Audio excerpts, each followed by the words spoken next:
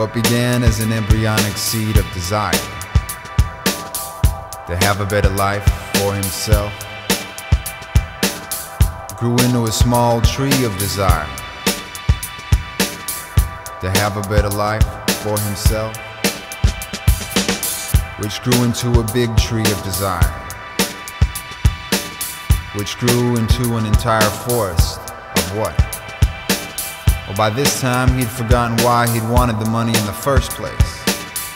He became obsessed with the getting itself. Greed, a common disease, suffered by billions of beings around this cosmos. Once the momentum of greed was in full swing, it was impossible to stop. Like a drug, he needed more and more and more. It became a way of life. It became a way of life. The day the stock market crashed, he lost all of it, everything.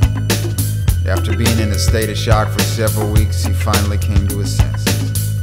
It's not the end of the world. I still have my family and my friends, but they didn't know him anymore. Well, I still have the gifts of the gods, the flowers, the trees, and the sea, but they had long since turned their backs on the one who had turned his back on them. He tried to read a book to take his mind off things, but discovered that he'd forgotten how to read. So he called and met with the prostitute. Discovered that he'd even forgotten how to. He went home to his soon-to-be repossessed $20 million mansion. I laid down on the soon-to-be repossessed $200,000 gold bathroom floor. He began to hear voices. Actually, it was the memory of a conversation he'd had with his father when he was 9. Son, beware of the seed of greed. It's better to be wise than rich. Why? He'd asked, but his father didn't answer. You big stupid. At the age of 13, he started his own landscaping business. Service with a smile was his slogan, but he never smiled. At the age of 19, he sold the business to a competitor, began a record company, producing some of the most meaningless music in history. But he didn't care. Meaningless music sold, and sold it did.